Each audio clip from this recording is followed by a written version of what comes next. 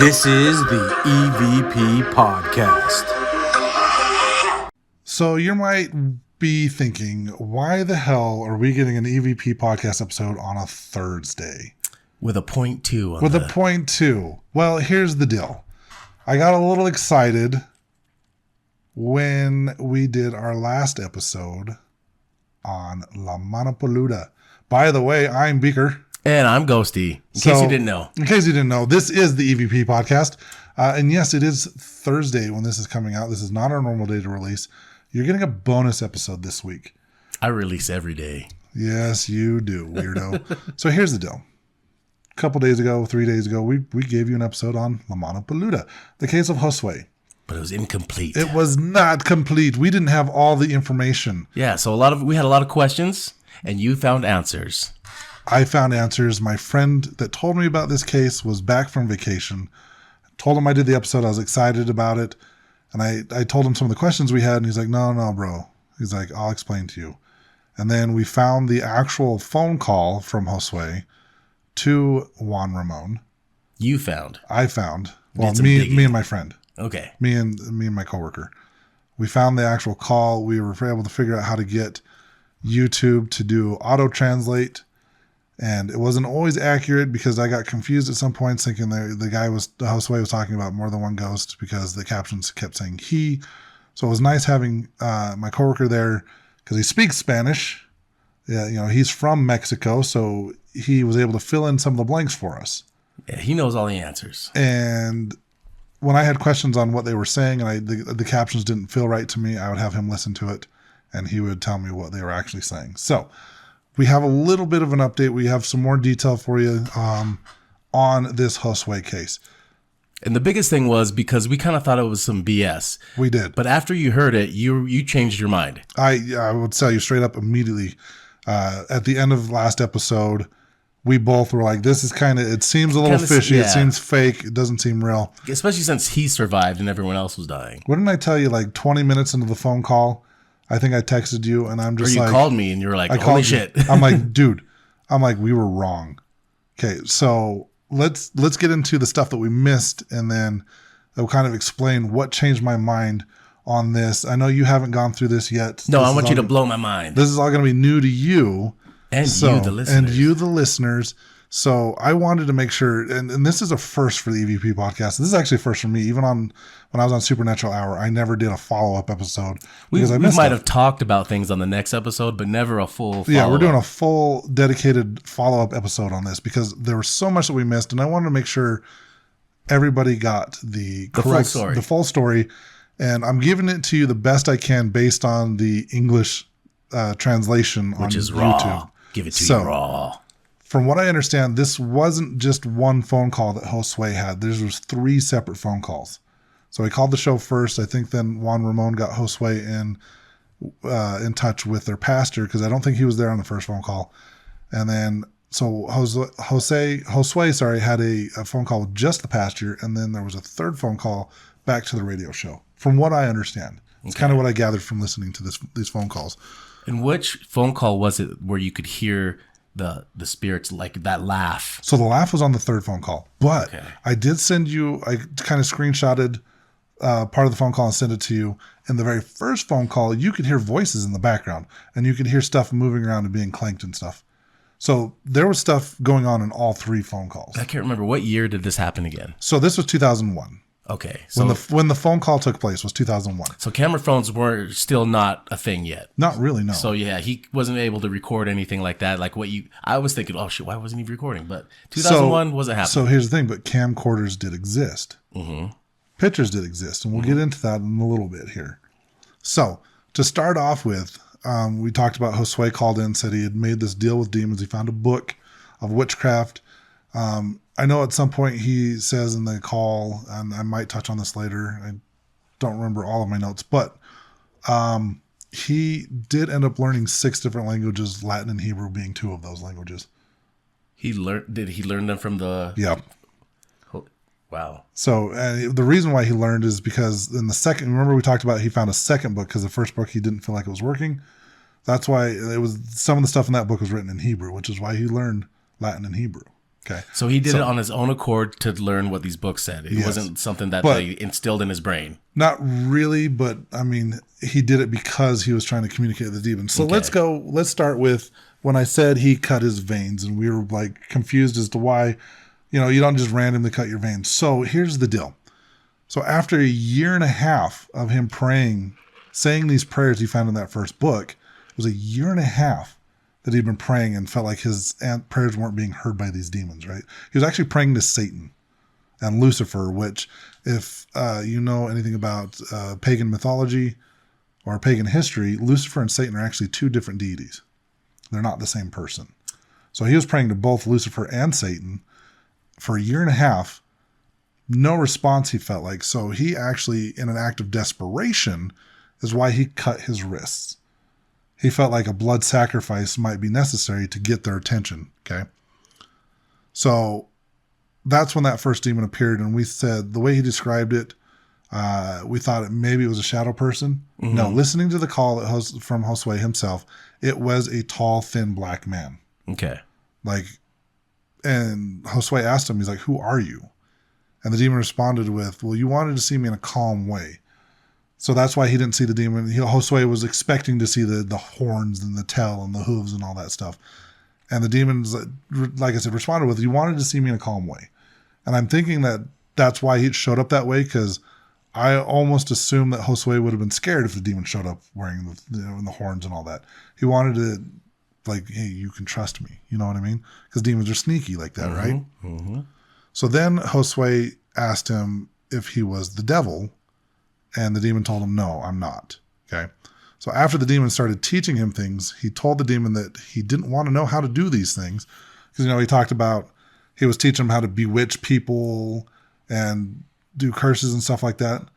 Josue's like, "Hold up, this isn't what I wanted. I didn't want to do these things. I just want money. That's all I'm asking for." And then he even had a list that he gave the demon of all the things he did want. So he wanted money and women and stuff like that. He just wanted to be kind of wealthy and... You want to be a rock star. Right. More or less. He wanted money for his family. He wanted to take care of his family. And he wanted money, and he wasn't getting that. He didn't want the knowledge. He didn't want to know how to charm people. Also, a question. When we talked about his family, he was young at the time, so he didn't have his own family with kids. It was probably like his parents. So it would have been his mom. There's no mention of the dad. So the mom and brothers, he does mention. And then his grandma, which we did talk about in the last episode, his grandma did not live with him. He did live with his mom, and I'm assuming his brothers lived with him. So all the time, this started when he was 14, is when his family had financial problems. So it was about the age of 16 or so when he started reading the satanic book, more or less. Okay. So at the time of the phone call, he was only 20. Right. So he would have had seen that demon at around 18-ish. Yeah. Okay. Because like I said, about a year and a half of praying. So it would be about 18 is when he first saw the demon. Okay. So then we talk about how at the one point in time, the one demon showed up looking like a pig and was attacking his mom. Mm-hmm. Right. So at that time, we were under the impression that this happened in California because the information we got from some of the websites and stuff we looked at in the YouTube video that was explaining the phone call, they all made it seem like he was already in California at this point, and he was not actually. And that the cave was in California. Yes. So the cave, when the pig attack happened, and the cave that it kidnapped him to, basically, was a teenager. He was a teenager, and he was still in Mexico. So he wasn't providing for his family like I was thinking in California. No. Okay. Right. And that's where the confusion came in, is because some of the articles we read made it sound like he was in California. Now, he was in California at the time of the phone call, but not the time of the pig attack.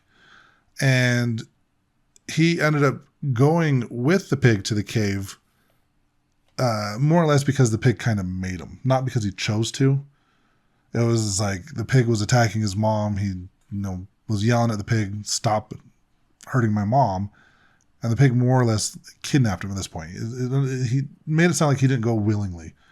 And he says he remembers when he went to this cave. Yeah, it was a nearby cave. It was a well-known cave. But he said he felt like he was flying when he went there. Almost like the pig made him go, right? They transported. That's interesting. So, And this is, again, just the English translations I got from the actual phone call. So when he was there in the cave, we wondered why, like, we mentioned it was a well-known cave, right? Maybe people were going in and out, and someone surely would have seen him, right? Mm-hmm. But from what I understand, what it made it sound like in the phone call is that people did come in and out, but because the demons had kind of cloaked him or camouflaged him or whatever, people didn't see him. But there were several other like demons or people there in the cave with him. And this is part of the reason why he didn't leave in those 21 days is that when he was being held captive, these demons or these entities or people or whatever, they would just come touch him on the forehead and he would faint. So that was kind of a way of them keeping him there. Now, when he was held captive, he also wanted to stay for a reason, like we mentioned. What I said is that he felt like they were preparing something for him. That's not what he actually said. He said he felt like he was finally going to get the money that he wanted, which is why he wanted to stay. But he also felt like he was kind of being held captive too. Like I said earlier, he said he also wanted women and a new car, and he knew that he couldn't get these things without the help of these demons, right? So that's part of the reason why he stayed. And like I said, part of the reason is because they would just tap him on the forehead, he'd faint. So he was being held captive at the same time. So he wanted all the things a teenager wanted. Pretty much. Hot women, fast cars, and money. Rock star. Right. Rock star. Now, here's the one question that we had. He went missing for 21 days. Again, we thought it was in California. This is actually in Mexico. And we wondered, like, no one looked for him. No one filed a report or anything like that. Right. This is where I got educated by my friend. Like I said, he grew up in Mexico, so he knows more about the country than I do. He said it was very common in Mexico for people to go missing up to 6 months at a time. And no one would look for him or call the police. One, they knew if they filed a police report, the police wouldn't do a damn thing. So they're not going to file a police report. But I guess it was a very common thing, especially in the poor parts of Mexico, which is obviously where he's living because his family fell on hard times, right? They didn't have money. So it was very common for people to go missing, like I said, for up to 6 months at a time. So 3 weeks is nothing. So his mom was probably like, cool, we don't have to feed that one for a while. Probably. Well, and it wasn't, 1996, 98, somewhere in there is when this is all going down. So plus he was like 18. Yeah. She probably thought he found like something to like work on or something. Maybe she thought he had kind of worked his way into the U.S. You don't know. Or actually, maybe she was there when he left with the pig. And so she's like, oh, yeah, he's with the pig. Well, he was being attacked, or she was being attacked, right? Mm-hmm. But like I said, it was very common for people to go missing in Mexico and no one really looking for them or filing a report. And when I was talking to some other people, it's like, yeah, they could have been out on a job. Late 90s, cell phones weren't as big as they are now. You don't have the... especially in another country. Right. In a poor part of Mexico, right. I'm sure cell phones isn't a thing. So yeah. Because back then, flip phones were the thing. Right. Highly doubt they had them in the poor parts of... Right. Yeah. So, immigration was a thing. People coming across the border wanting a better life. So maybe she figured he did that. Because I'm sure that's something they had probably talked about at some point. Right. Because I know a lot of people, when I was growing up, I'd hear about people coming to the States, and they had heard stories about how the U.S. was paved in gold and how there was just money for everybody. And when they get here, they're kind of like surprised that it's not that way. You still have to work for it? What the hell is this? Right. Well, because it's just the stories that they're told there, right? Mm-hmm. And I'm assuming this is going to be more in the poor areas because everyone dreams of a better life, right? Right. So not uncommon for someone to go missing, which is why he was gone for 3 weeks and no one really batted an eye.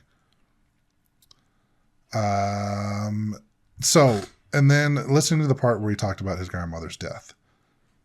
So I remember you telling me when you heard that, you were saying that way he sounded when he was like distraught over what he had done. Like you said, you could feel that. I could feel the raw emotions. I could feel he was 100% sorrowful for having killed his grandma. So he did use formaldehyde to put her to sleep. He fully admitted in the phone call that he killed his grandma as a way to appease these demons so he could get what he wanted. Right?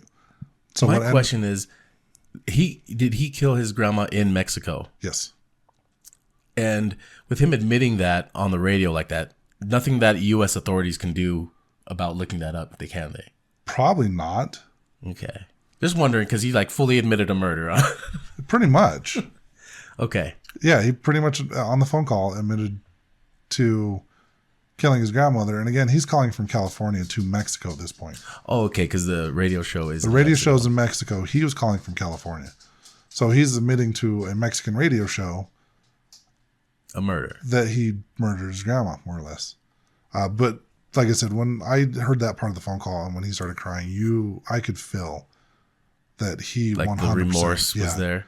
He was 100% sorry that he did that.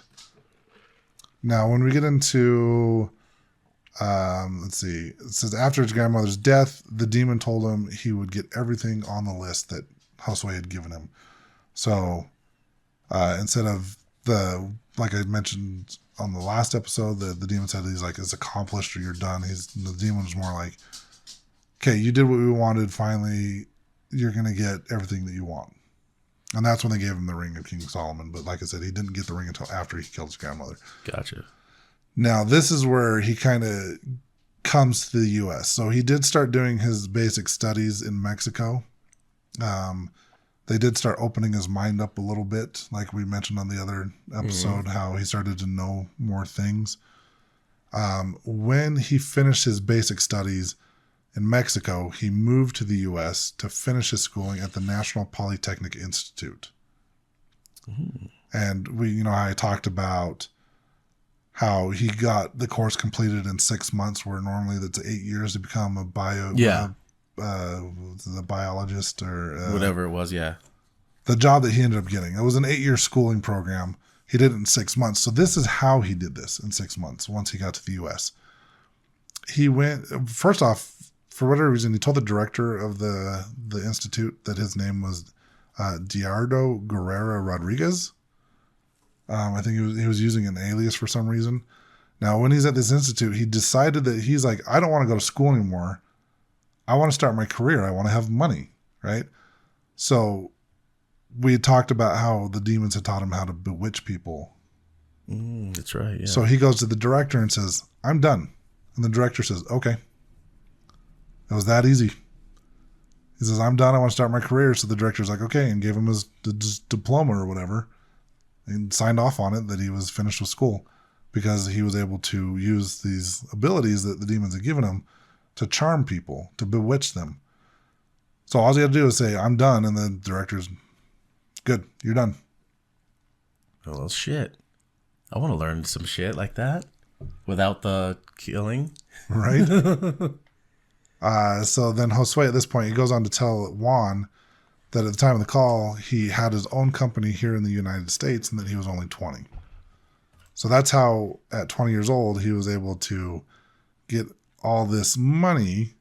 This is where some of the money comes from.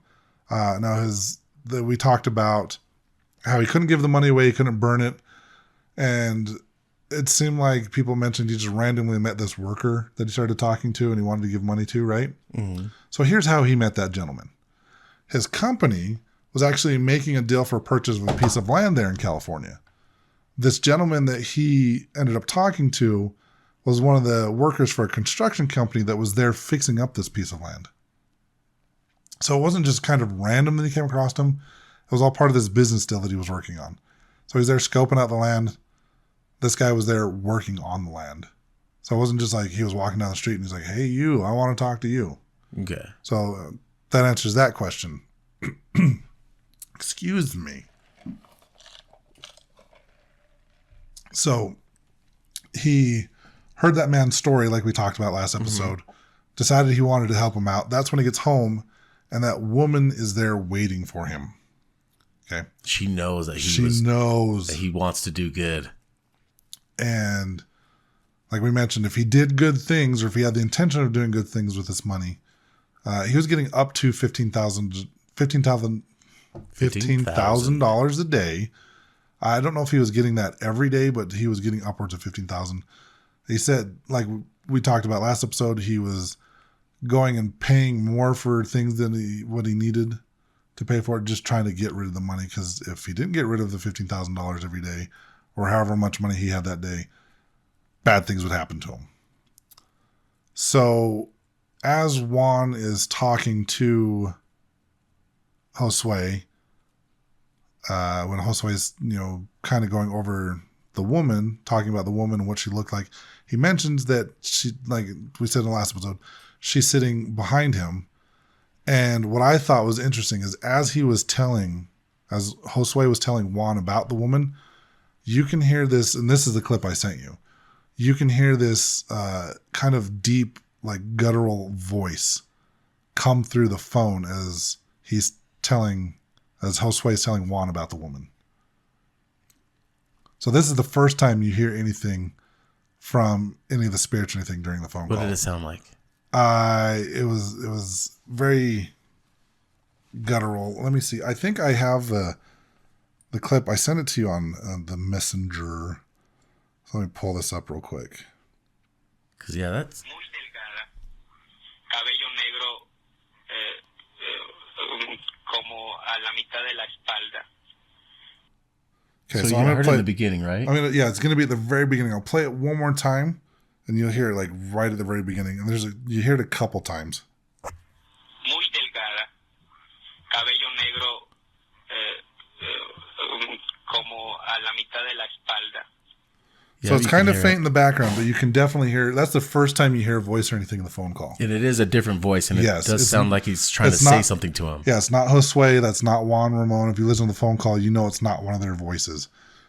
So he goes on to describe the woman as being very thin with black hair that goes about to the middle of her back, and like we said, she has no feet. He tells Juan that he doesn't want to turn around because he doesn't want to look at the woman. He says she has a very big mouth and a very big tongue. Now, at this point, I think we'd mentioned that the woman had come in front of him, and that's when he said he was afraid of the mark. So this is how the call kind of actually went. Juan asked Josue if the woman is still behind him, and he says no, that she's in front of him now and that she's gone down a hallway. He then tells Juan that the person in his house is not a sensation that he's ever felt before. So there's something different about the energy with this woman, okay? Okay. That is at this point, Josue says that he's afraid of what is in the woman's hand and describes what it looks like, the inverted cross with like a glass eyeball is what he said. He says he knows it's very bad because they told him when he sees it, he will die. So how does he know it's in her hand at this time if he hasn't seen it? He doesn't mention that, to be honest with you. And he doesn't mention, like we said in the last episode, this is when she shows him the mark. And who was it that told him that if he ever saw that? The demons did. Okay, so another demon told him that if he ever saw this mark. So he knew of the mark. So he knew it existed. So they told, I'm assuming the demons told him that this woman had a mark in her hand and if he saw it, he would die. Now, on our last episode, we said that the demon then showed him the mark. When listening to the phone call, I didn't get that impression. Okay. So that would explain why he's kind of able to disappear for 9 years later and not die or whatever. I did not get the impression from the phone call, from reading the subtitles and that it didn't seem like the woman had showed him the mark at this time. The story probably said that she had it in her hand, and then somebody probably misconstrued it and said that she showed him what was in her hand. I think so. Yeah, I like I said, just listening to the call and what I got from the subtitles, the translation, that he never did see that. It didn't seem like he saw it at this time. He just knew it was there because they had told him it was there. And he was afraid to see it. Right, because if he saw it, he'd die. Right. Right. Makes sense. He'd be afraid of it. Right. I would be thinking that would happen too, especially since he's been seeing demons already. He'd be like, okay, right, it's believable. So at this point, he's 20 years old when he's making this phone call. He's been seeing demons for like 2 years. Mm-hmm. Now, he does go on to say what he's about to say sounds like a contradiction or absurd, but he is a great believer in God because it was in the Bible. It was the Bible that instilled in him a lot of it instilled a lot in him and the possibility of demons because he read of the existence of some evil beings. So he believes in demons and all that stuff because the Bible says so. So it's got to be true, right? He says that if the Bible talks about the existence of the devil, or the Bible talks about what exists, then the devil must exist, and there has to be someone that can help him. At this point, he starts to chant some weird words, and it didn't have subtitles for it, so I don't know what it said. But after, when the subtitles came back on, it was Josue apologizing to Juan, telling him that there are certain words he has to say so the woman won't approach him. So he started chanting some words. I think it was the demon's name or something. I don't know what it was. But he's like, I have to say this so it stays away from me. And then he goes on to mention that he's going to end up going to a cave at 2 a.m. that's about 2 hours away from his house in the Azusa Mountains, which I looked it up. That's in California. Okay. So we kind of know the area of where. Well, I mean, he says at the beginning of the call what city he's calling from, but he says in the Azusa Mountains there's a cave where he had buried a kind of writing or a book. I'm assuming where he got the indication that he should not open this book, which is why he went and buried it in the cave. He also got this incantation of this book on the same day that he was given the ring. He wanted to get rid of it because he can't stand the woman anymore and he wants her gone. He talks about how he has a very big bedroom with a lot of antiques that he's collected, and sometimes you can see a lot of energies that the antiques have. And he repeats that none of this scares him, and it's what does scare him is some of the stuff the woman would do to him. Like she would come up to him and she would start kissing him and she would touch him in a sexual way like he was her boyfriend, like a succubus, right? Mm-hmm. He then goes on to talk about how he goes to church and he talked to pastors and priests and everyone he can think of that could help him because he wants to get out of this deal. So I don't want to be a rock star anymore. No. That was my teenage dream. He's like, the money's not worth it. All of this isn't worth it dealing with all these demons and shit, right? So he mentions that he's truly repented from the heart and that he has shouted to God asking for forgiveness. He's asked God to put people in his path that can help him. So he's really fed up, doesn't want any part of this. So he did, like we mentioned on the last show, that he was trying to get out of this deal and it just wasn't working. We mentioned before how the ring fit loosely on his finger, correct? Mm-hmm.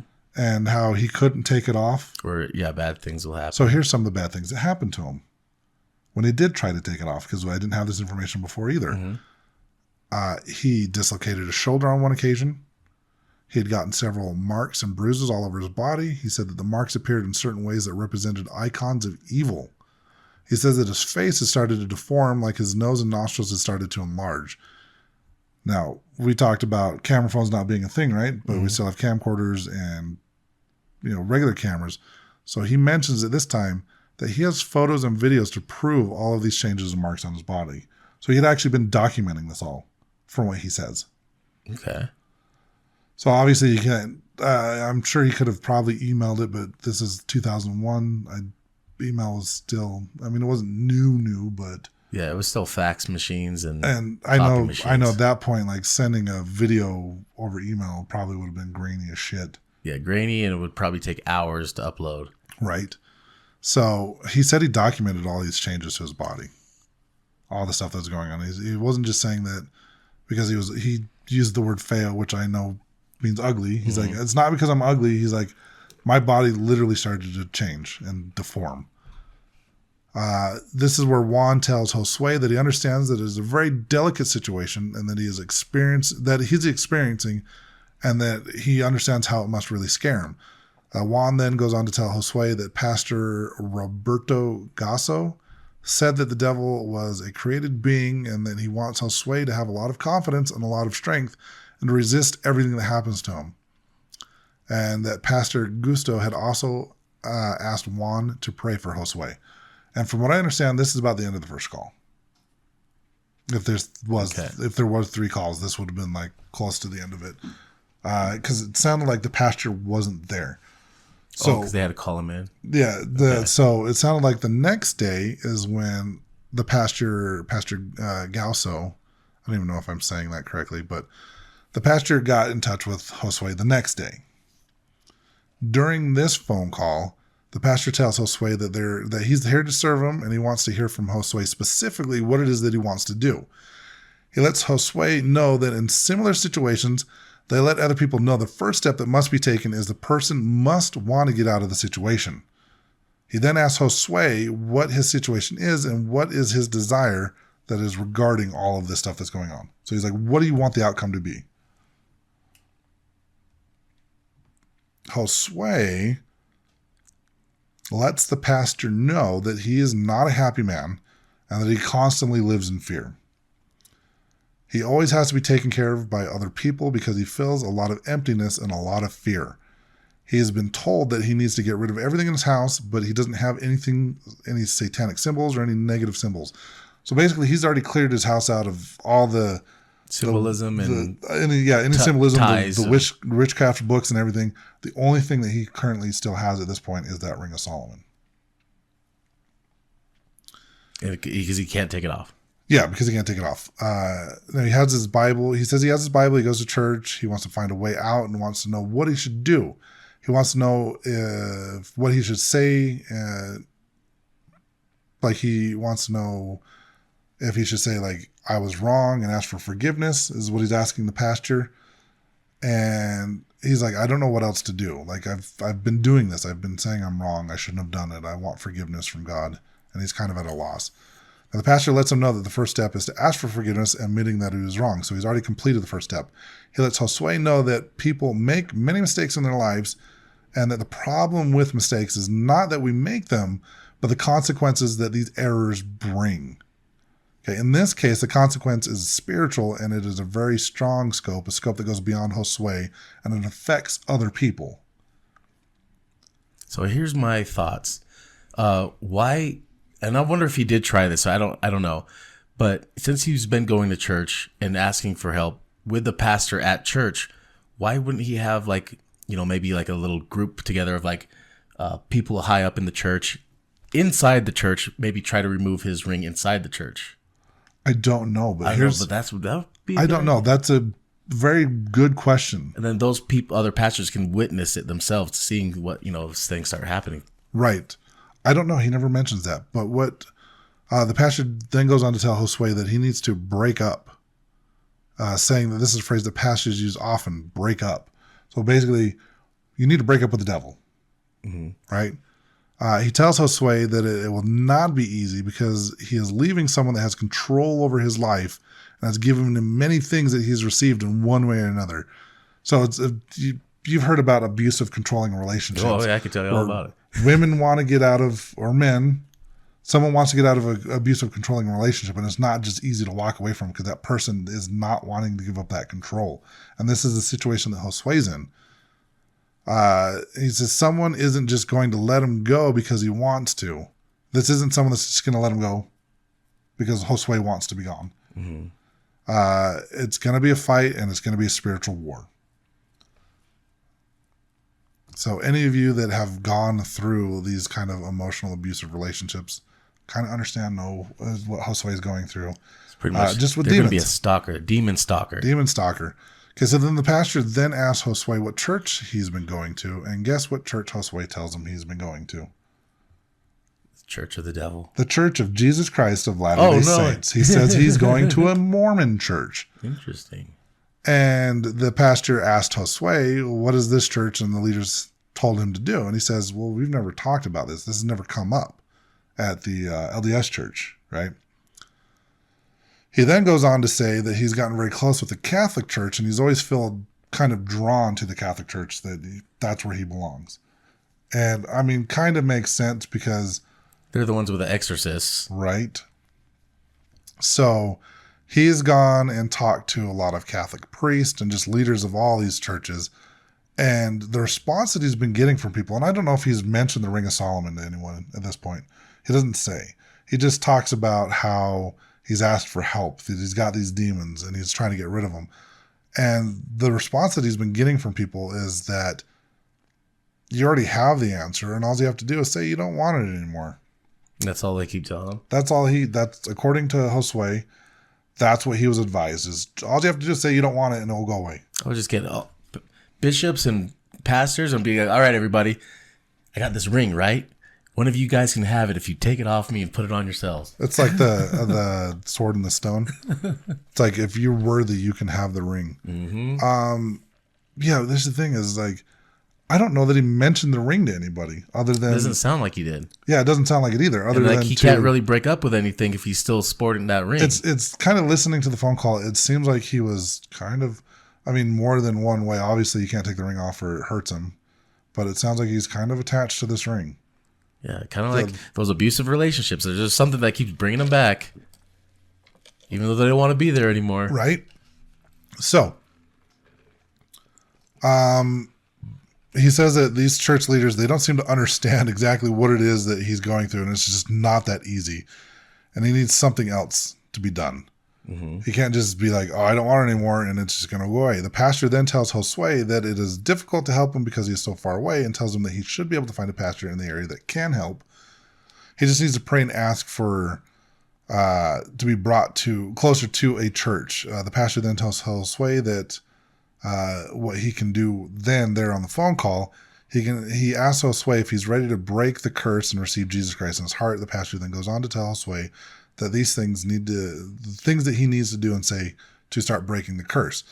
And then that's pretty much where my notes end, because more or less at this point, during the phone call, there's a lot of, they're reading from Psalms. They start from like Psalms 121. They're reading different parts of the Bible. The pastor is like giving him advice on like, you need to do this. He again tells him the same thing. Get rid of all of the satanic stuff in your home. Get rid of all these artifacts and these negative stuff. And he keeps swearing up and down that he doesn't have anything, just the ring. Mm-hmm.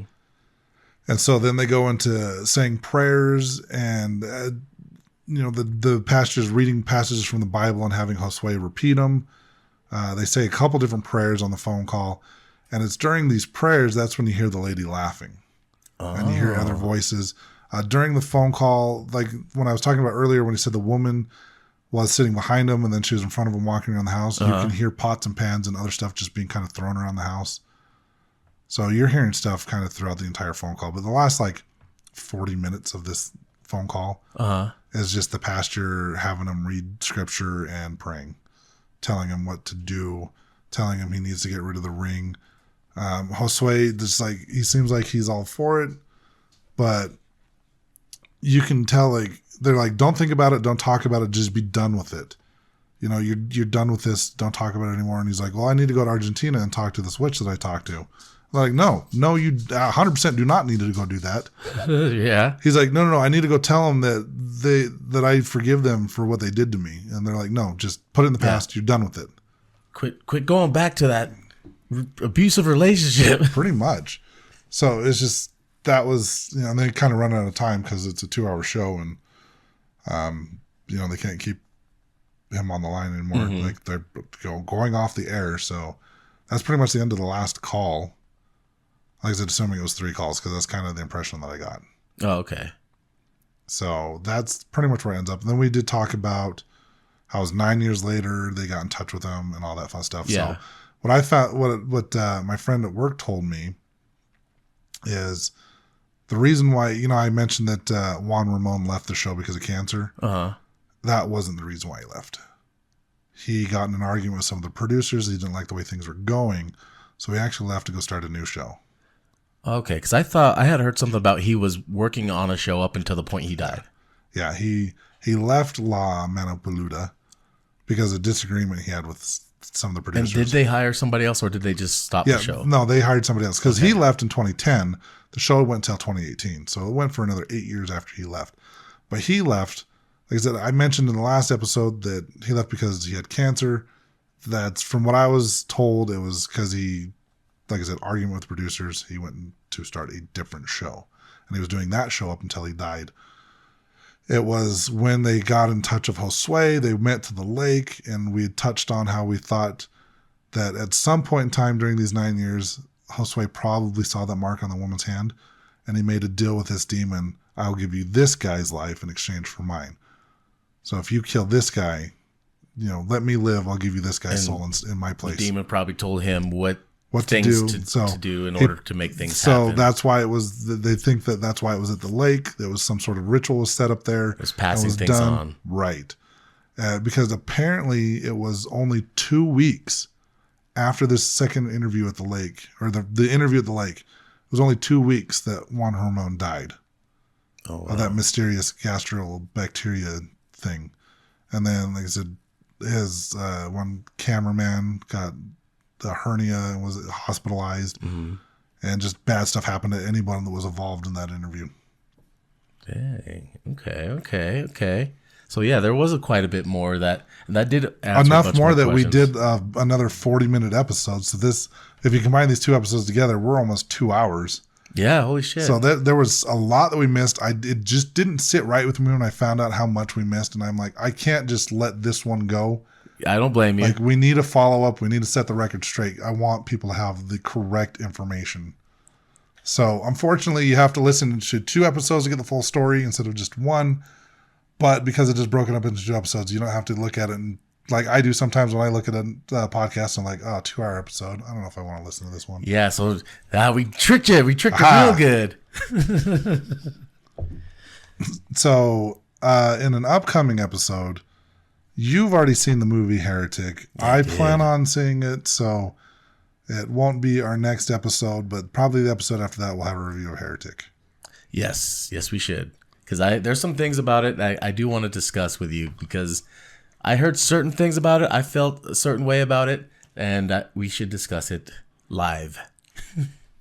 Okay, and I also want to give a shout out to La Casa de Terror on YouTube. Thanks for commenting on our episode from a couple days ago, the first half of this episode.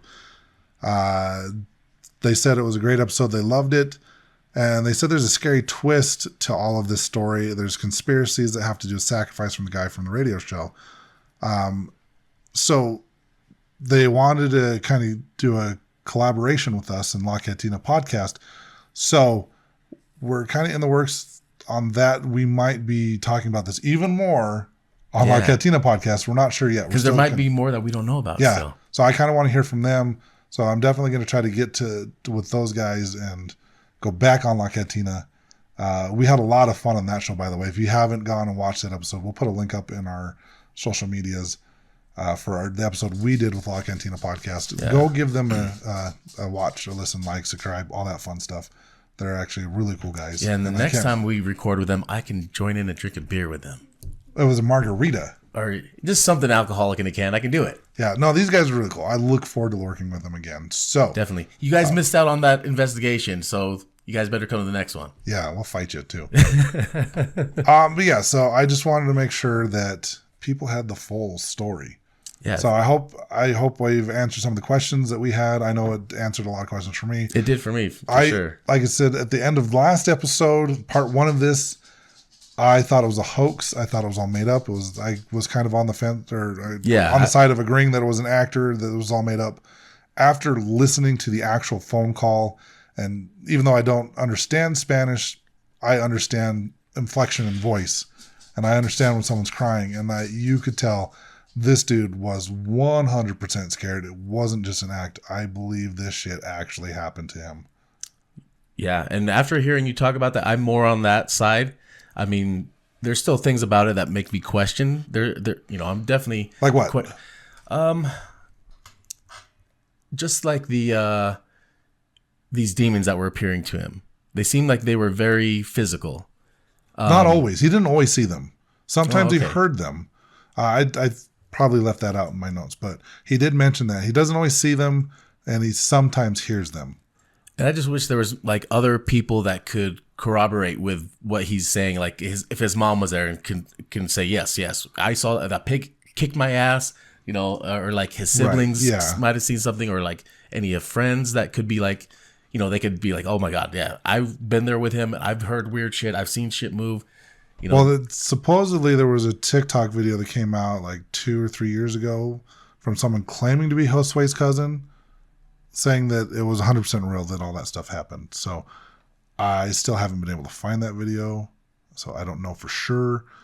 But yeah, it's in my experience, when I've gone into residential investigations where people have been experiencing stuff, it all seems to focus on one person and one person only until things get like really out of hand, and then other people start kind of noticing stuff as well.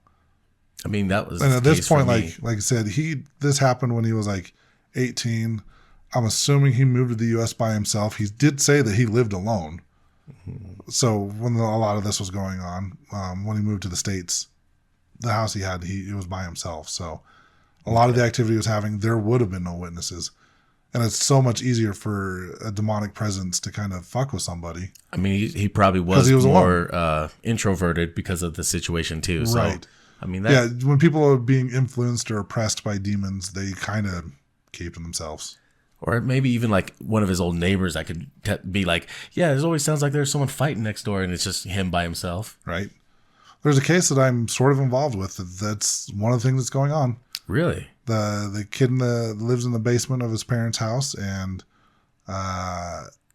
it's been reported that he's constantly yelling at people, telling them to leave him alone, and he's the only one in the basement. Oh, wow. I want to hear more about this later. I'll tell you off the show. It's still an ongoing case, and it's not really my case. I'm kind of You just joined in. I'm kind of advising on this case at this point. I'm intrigued. So, yeah, there's the rest of the story for La Mano Peluda, the Case of Josue. Damn. Well, that was pretty good. I'm glad you reopened this for us, because that did answer a lot of questions, and I am more on the side you're on now. Yeah, I probably would have just let this one go with one episode, but after talking to... It didn't feel right for you. No, just after talking to my coworker, I couldn't let it not have a part 2. Yeah. There was just too much that we missed, and it wouldn't have been fair to this case to kind of half-ass it like we did. Not that we half-assed it. It was just... Yeah, but there was just the information that we didn't find, yeah. Yeah, it was the information that was given at the time, and being able to actually talk to someone that grew up in, not necessarily the area, but in the country, and knows more about what things are like than I do. So having that different perspective brought in. That was cool that he was able to help you, for sure. I want to thank him. I don't know if he'll ever listen to this, but... Make him. I'll make him listen to it, and I'll thank you, Eric, for for suggesting this topic and for all of your help in us researching this. Right on. Thanks, buddy. And then stay tuned for the next episode. We got a guest, and we're going to the moon. All right. And then you know where to find us on the socials, evp.pod, all the way around. Ghosty, don't play that. Peace out, butterflies. This is the EVP Podcast.